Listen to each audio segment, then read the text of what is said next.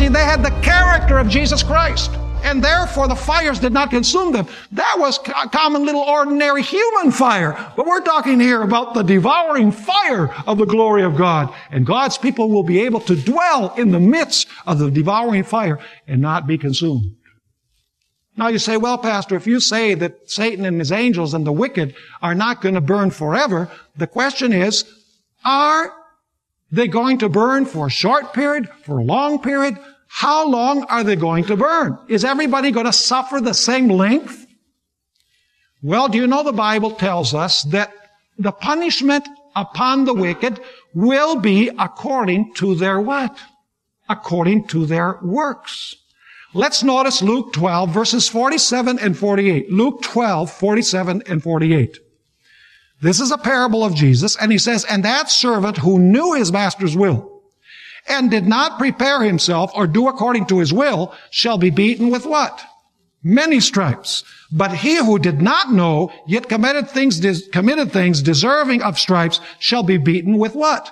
With few. For everyone to whom much is given, from him much will be required. And to him, to whom much has been committed, of him they will ask the more. Let me ask you, is the final punishment going to be according to the sinfulness of the individual? Absolutely. Notice Revelation chapter 20 and verse 13. Revelation chapter 20 and verse 13. This is after the millennium. It says, the sea gave up the dead who were in it, and death and Hades delivered up the dead who were in them, and they were judged, each one according to his what? According to his works. So the punishment that is going to be meted out is according to the works which were performed by the individuals who are lost. Let me illustrate the point. How many of you think that it would be just on the part of God to punish Adolf Hitler and a common ordinary sinner with the same punishment? Would that be justice? That would absolutely not be justice. That would be like an individual who goes before a judge because he's gone through a red light, and another individual goes before the same judge because he killed somebody, and the judge says, I condemn both of you to the electric chair. You know, the punishment depends upon the works that the individual has committed. This means that Satan and his angels and the wicked will suffer differing lengths of punishment according to their sinfulness or according to their works.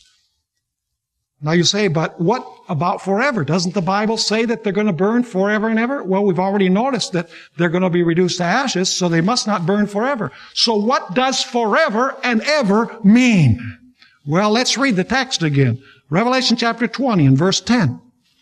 The devil who deceived them was cast into the lake of fire and brimstone, where the beast and the false prophet were cast, and they will be tormented day and night forever and ever. You say, what part of forever and ever don't you understand? Well, I decided one day that I would go to the library, the theological library at Andrews University in Michigan, and I would look at what commentators have to say about the words forever. In Hebrew, the word is olam. And in Greek, the word is aion. And so I decided I would see what the experts in Hebrew and Greek had to say about these words that are used forever and ever. And I discovered something very interesting. These scholars say that forever means a long period of time whose end cannot be seen, but it does not mean that the period of time does not have an end.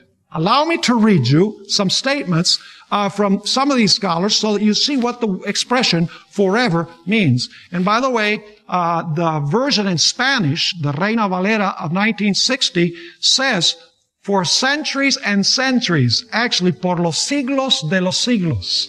Literally in Greek, it means for the ages of the ages.